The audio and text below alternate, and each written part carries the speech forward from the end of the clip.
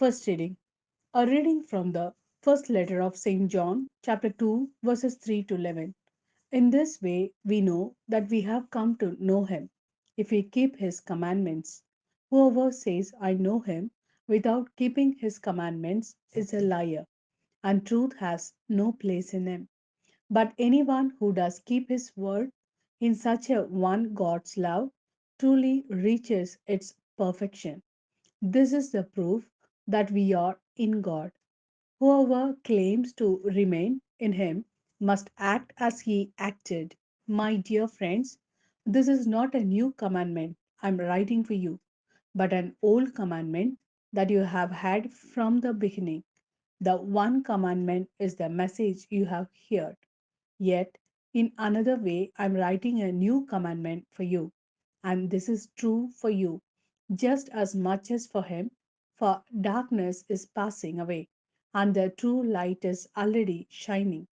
Whoever claims to be in light but hates his brother is still in darkness.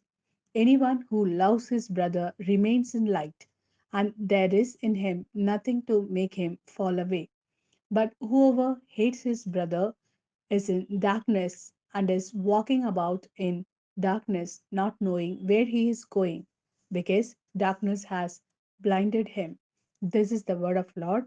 Thanks be to God. A reading from the Gospel according to Luke, chapter 2, verses 22 to 35. And when the day came for them to be purified in keeping with the law of Moses, they took him up to Jerusalem to present him to the Lord. Observing what is written in the law of the Lord, every firstborn male must be consecrated to the Lord, and also to offer in sacrifice in accordance with what is prescribed in the law of the Lord, a pair of turtle doves or two young pigeons. Now in Jerusalem there was a man named Simon. He was an upright and devout man.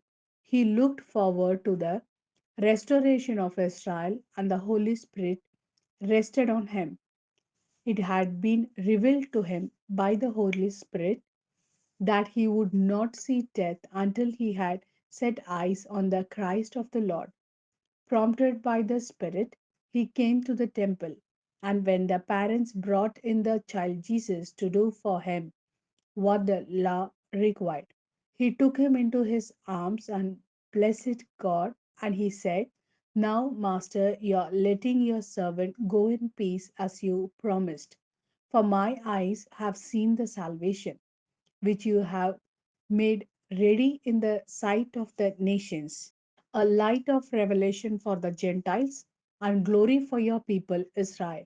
As the child's father and mother were wondering at the things that were being said about him, Simon blessed them and said to Mary, his mother, Look, he is destined for the fall and for the rise of many in Israel, destined to be a sign that is opposed, and a sword will pierce your soul too, so that the secret thoughts of many may be laid bare.